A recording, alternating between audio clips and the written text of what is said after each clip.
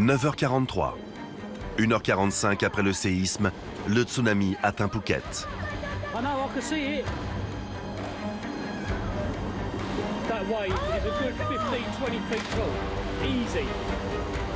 Ce que l'on voit sur ces images amateurs n'a rien d'une vague qui déferle. C'est l'océan tout entier qui avance, comme une masse compacte qui se soulève et progresse d'un seul bloc. Le tsunami qui a frappé ce jour-là était d'une telle ampleur qu'aucun Thaïlandais n'en avait été témoin auparavant. L'eau s'élève à plus de 6 mètres et envahit la terre. C'est une sorte de vague de débordement. Et la vague elle-même, en fait, c'est comme un naga. Le naga, serpent mythologique thaïlandais, incarne parfaitement l'image du tsunami. Une onde immense, fluide, avançant en ondulation, comme un serpent sortant des profondeurs.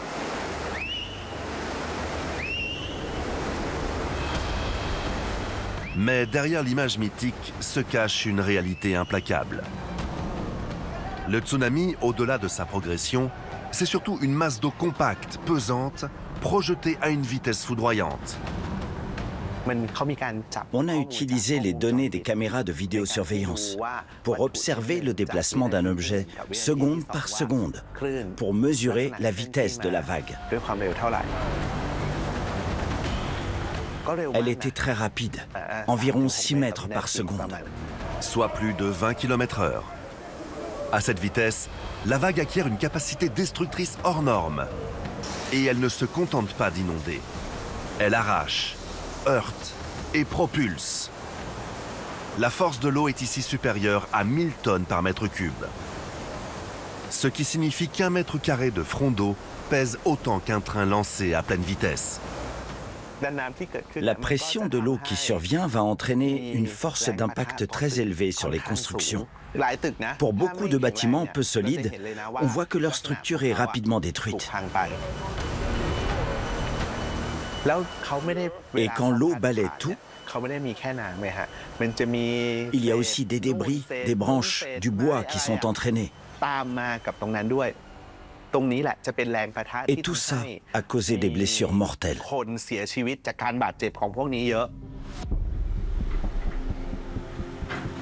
Sans aucun système d'alerte pour mettre les populations à l'abri, Phuket paie un lourd tribut. Plus de 800 morts et disparus, dont de nombreux touristes étrangers. Les secours sont débordés, les hôpitaux saturés. En quelques heures, plus d'1 millier de blessés y sont recensés et des centaines d'évacuations sont organisées par air et par mer. Et pourtant, sa géographie montagneuse l'a en partie protégée. Des zones entières sont en surplomb. La vague y a été freinée, déviée, dispersée. Dans les hauteurs de l'île, certaines zones n'auront jamais vu la mer s'approcher.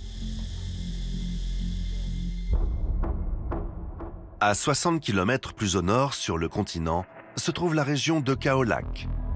Un lieu touristique, mais aussi un lieu de vie pour des milliers de familles thaïlandaises. Sur cette côte, village de pêcheurs, quartier modeste, une population tournée depuis toujours vers l'océan.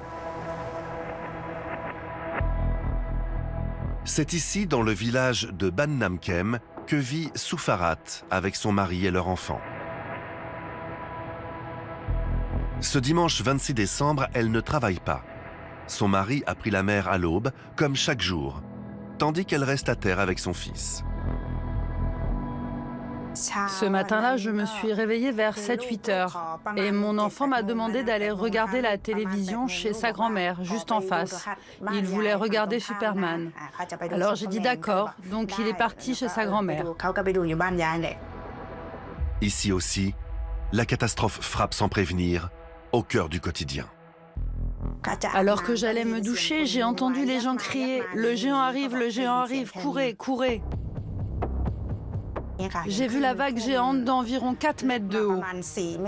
Elle était noire et s'étendait comme un mur. Ce n'était pas normal, alors j'ai pensé je ferais mieux d'aller chercher mon enfant. À 10 heures précises, le tsunami atteint Khao Lak. L'instant est immortalisé par une caméra amateur.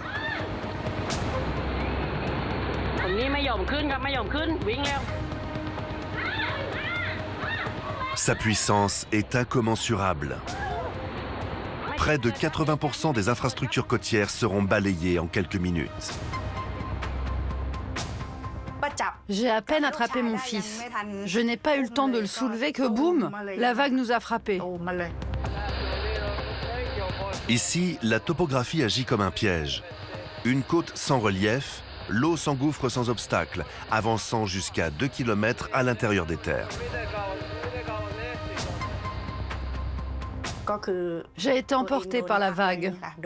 J'ai été entraînée dans le tourbillon et mon fils a été emporté à partir de ce moment-là.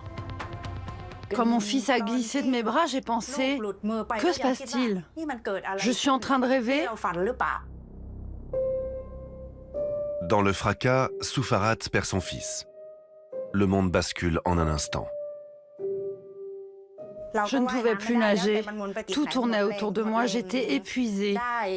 Une boîte de polystyrène cassée flottait. Une petite boîte, je m'y suis accrochée. Et au bout d'une demi-heure, tout s'est calmé.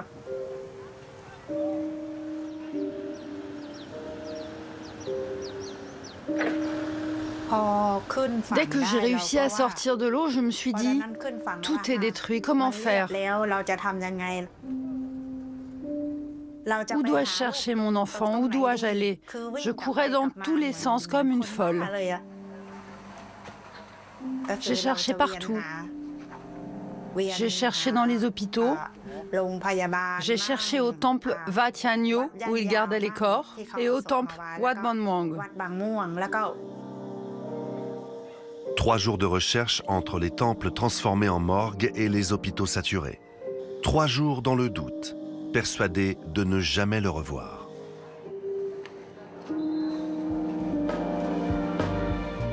Et le 29 décembre, mon mari m'a dit « On a retrouvé ton fils, il est à l'hôpital ».